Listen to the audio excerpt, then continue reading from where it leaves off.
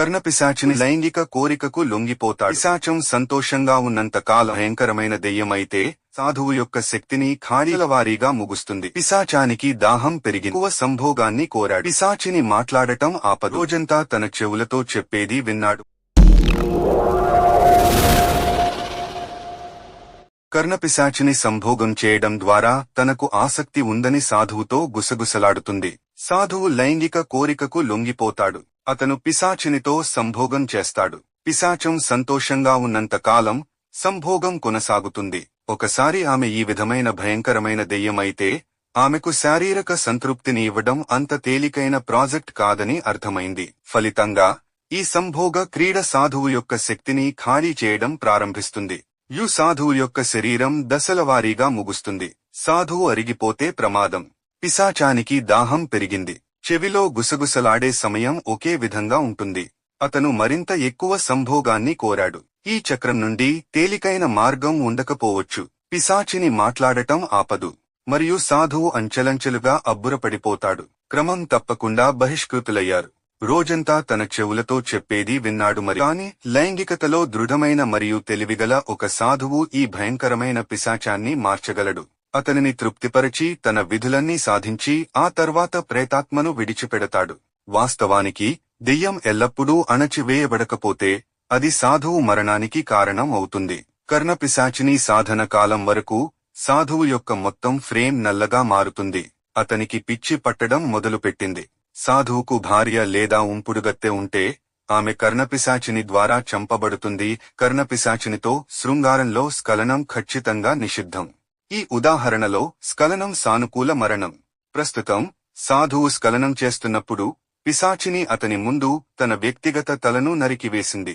ఆ తర్వాత అలాంటి ప్రతి దృశ్యాలు సాధువు ఒక కారణంతో ఆత్మహత్య మార్గాన్ని ఎంచుకునేలా బలవంతంగా మారినట్లు చూపించడం ప్రారంభించాయి. మరియు విజయవంతమైతే సాధువు సర్వజ్ఞుడు అవుతాడు. అతని ఎదురుగా నిలబడి ఉన్న వ్యక్తి ప్రస్తుతం ఏమి ఆలోచిస్తున్నాడు, అతను ఏమి చేయబోతున్నాడు, అతను గతంలో ఏమి అమలు చేశాడు అన్ని సాధువులకు దెయ్యం ద్వారా ఉపదేశించబడింది.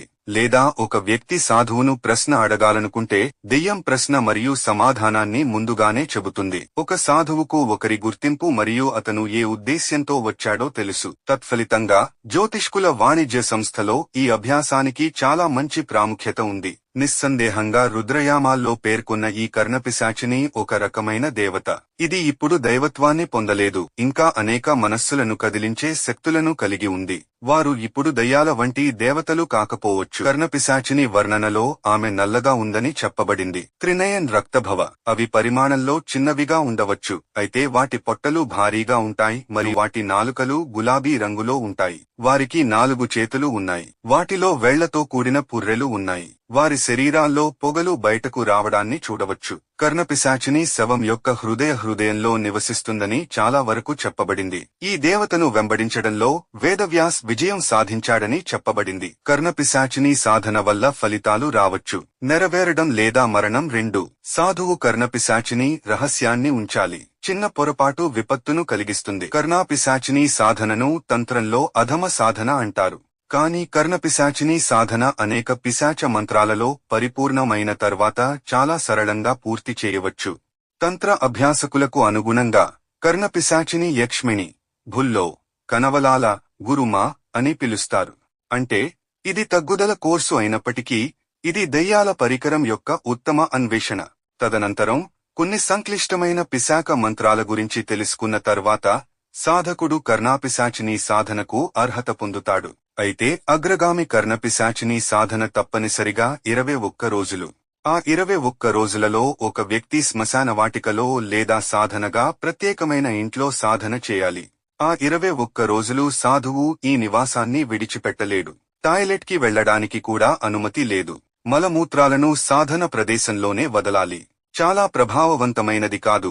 సాధనలో ఫ్రేమ్ ఈ వేస్ట్ క్లాత్ ను వర్తింపజేయాలి. అంటే ఈ సాధన యొక్క కారకాలలో అశుద్ధత ఒకటి. స్నానం చేయడం లేదా తనను తాను మృదువుగా ఉంచుకోవడంపై సంపూర్ణ విశ్వాసం ఉంది. బదులుగా సాధువు ఈ 21 రోజుల పాటు తన శరీరాన్ని తన మూత్రంతో కడుక్కోవాలి.